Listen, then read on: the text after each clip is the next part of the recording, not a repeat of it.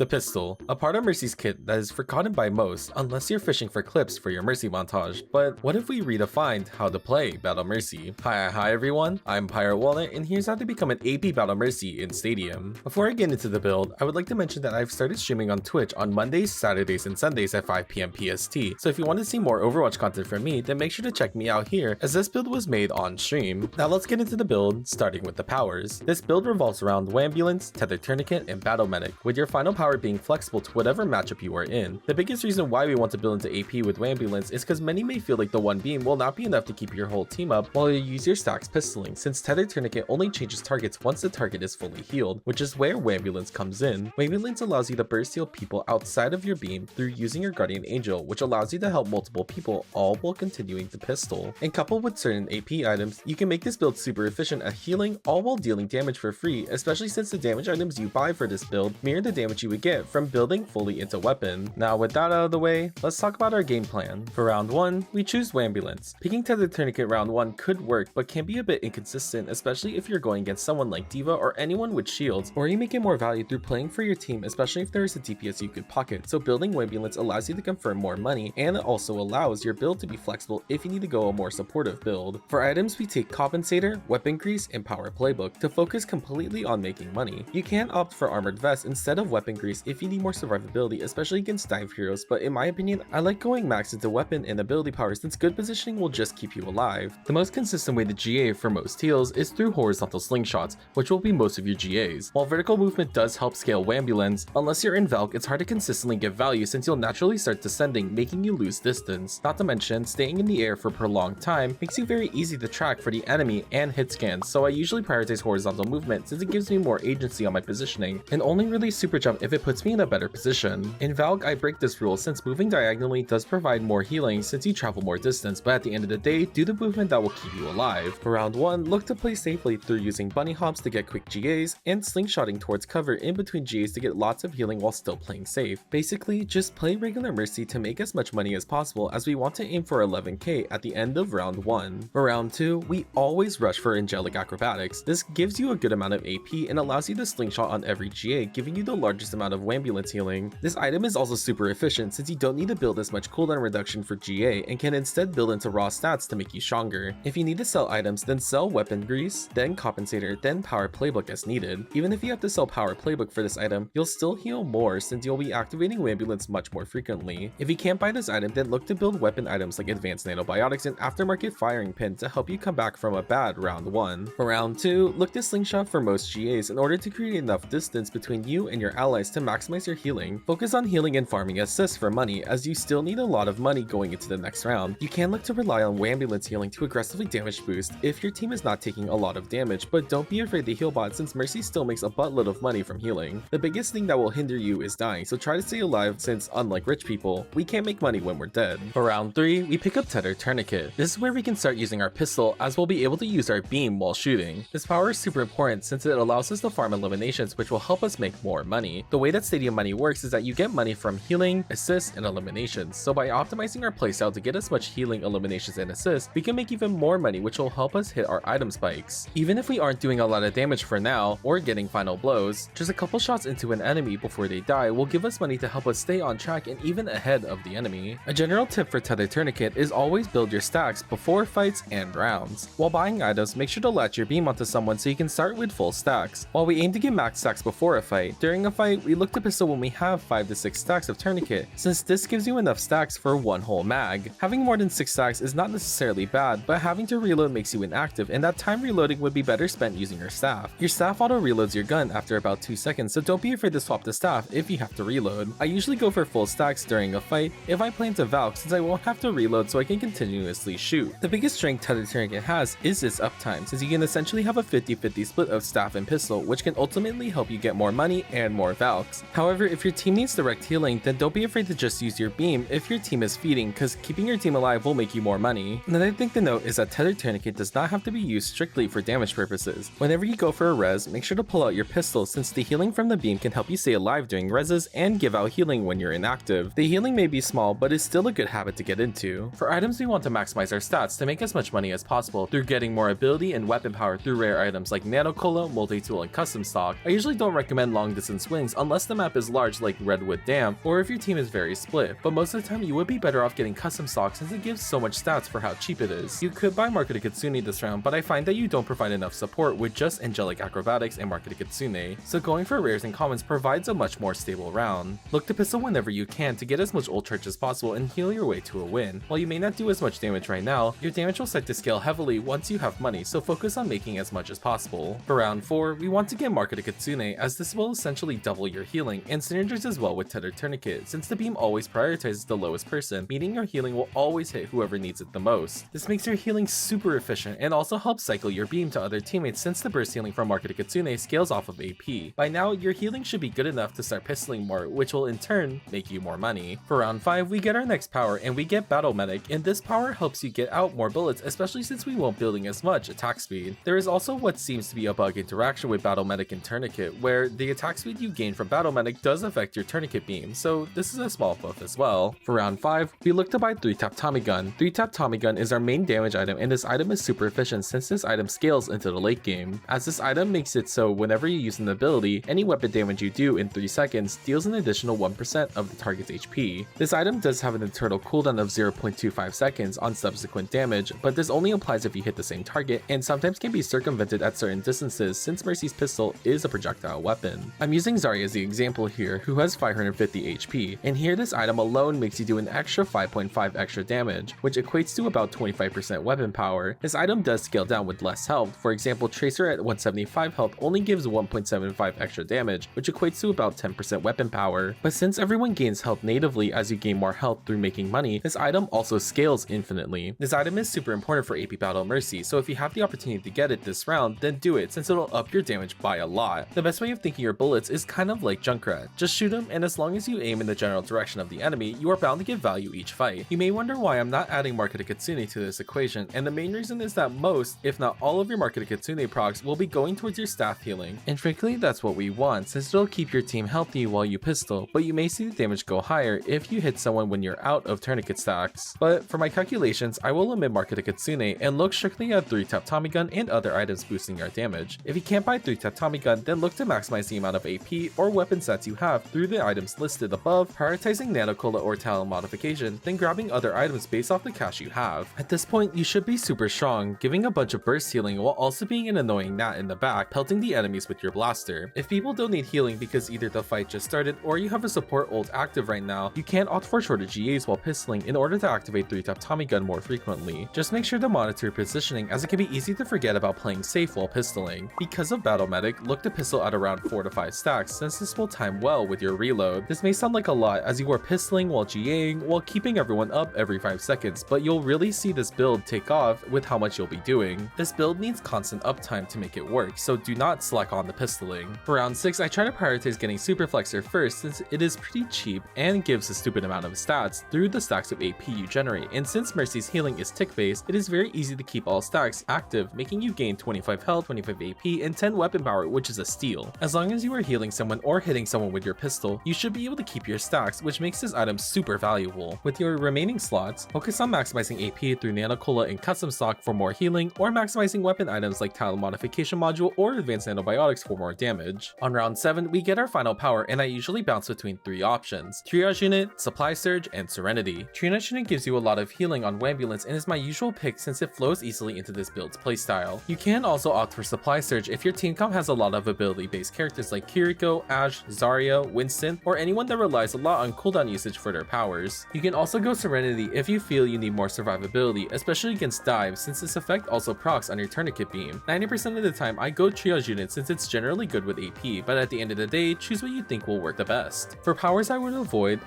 Distortion. Distortion only activates through damage boost usage, but this build doesn't damage boost as much as a regular build, meaning this power would not get much use. I mean, I would also avoid Equivalent Exchange, but that is a fork found in the kitchen, so I don't think I need to go into more detail. For round 7, depending on how much money you have, look to buy 2 out of the 3 items: Celestial Clip, Eye of the Spider, or Champion's Kit. My personal choice is usually trying to get Champion's Kit and Eye of the Spider since this helps me get the most stats, and Eye of the Spider helps amplify your damage with its passive. You can opt for double AP items if you feel you need more healing from Wambulance and Marketed Kitsune, but I find this does make your DPS much lower, so keep that in mind. If you can't afford Eye of the Spider and Champion's Kit, look to buy Celestial Clip or any cheap epic weapon item in place of Eye of the Spider. For replacements items for Champions Kit, look to buy Lumerical Fusion Drive or Iridescent Iris. You can also buy Talon Modification Module or Nanocola respectively if you can't afford another epic item. Your max build for round 7 is Angelic Acrobatics, Market Kitsune, 3-tap Tommy Gun, Super Flexor, Eye of the Spider, and Champions Kit. By now, you should be a menace that gives a ton of healing to your team, all while damaging like a semi-truck surprisingly from AP.